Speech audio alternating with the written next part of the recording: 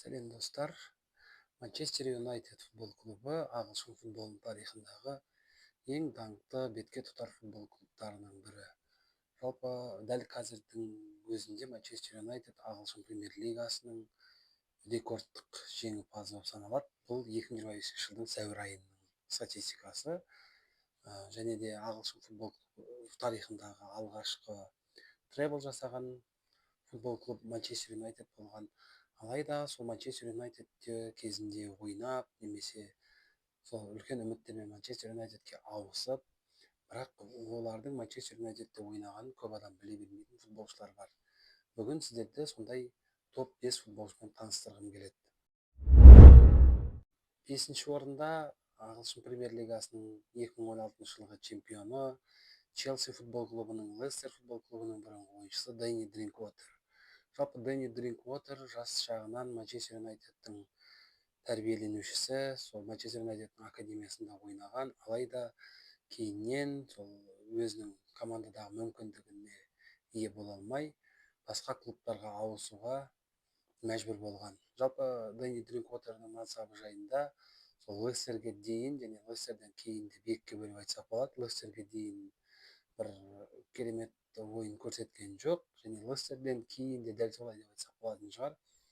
Челсиге ауысқанмен, бірақ Челсидің құрамында ойнамады деп айтсақ болатын шығар. Кейіннен Бернлиге, Түркия чемпионатына ауысса да, өзінің сол Лестердегі деңгейіне жете алмады.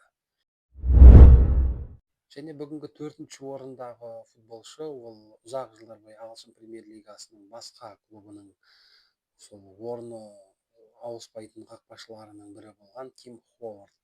Тим Ховард Манчестер Юнайтедке 2003 жылдың жазында сол Америка құрама штаттарынан ауысып келді. Америка құрама штаттарына MLS-тен, және де бірінші ойынында-ақ жаңағы суперкубоктық ойында нәтижелі қателік жасады.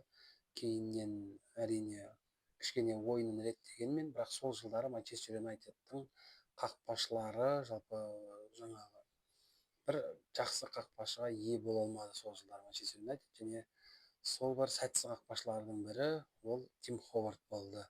Кейіннен әрине Эвертонге ауысты, және де Эвертонде неше маусымды өте сәтті ойнай білді.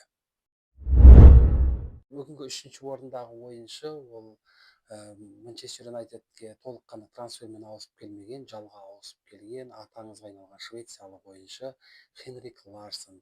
Жалпы Хенрик Ларсон Манчестер Юнайтедтің құрамында 10-ға жуық қана ойын өткізген, және де 2 гол, қателеспесем 2 гол соққан.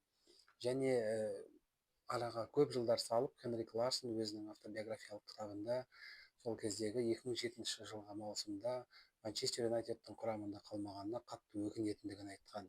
Және бір қызық жағдай, Хенрик Ларсон 2007 жылы Англия премьер лигасының жеңімпазы атанған, алайда белгілі деңгейде ойын өткізбеген үшін оған ағылшын премьер лигасының алтын медалі берілмеді.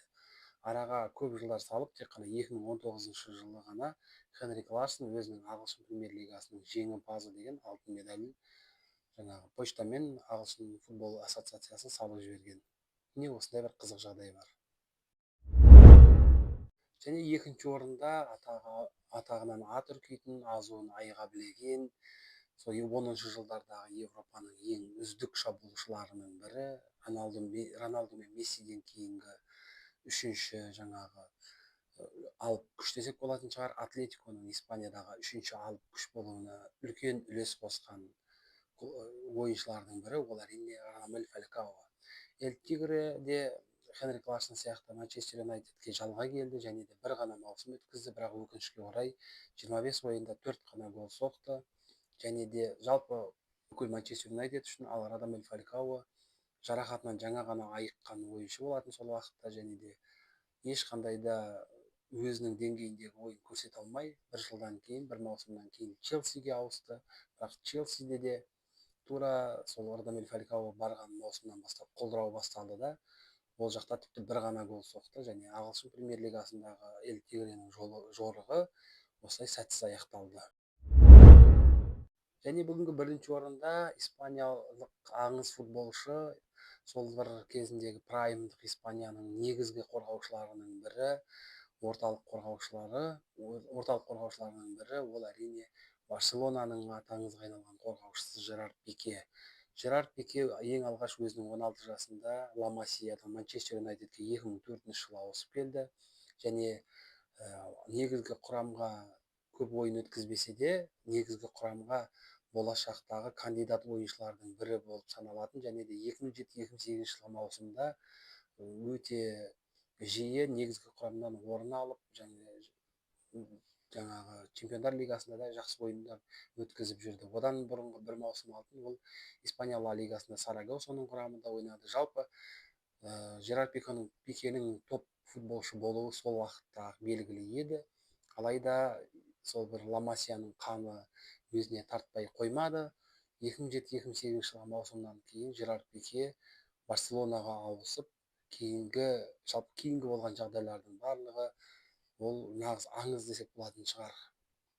Міне достар, бүгінгі қысқа да болса осындай Манчестер Юнайтедтің ойыншыларына арналған толқын. Егер де сіздерге ұнап жатса, лайк басып, арнаға тіркеліңіздер және де келесі қандай команданың қандай ойыншылары жайында видео шығаратынымды комментарияға ұсынып кетсеңіздер болады. Сіздермен бірге болған мен Батиньо KZ арнасы.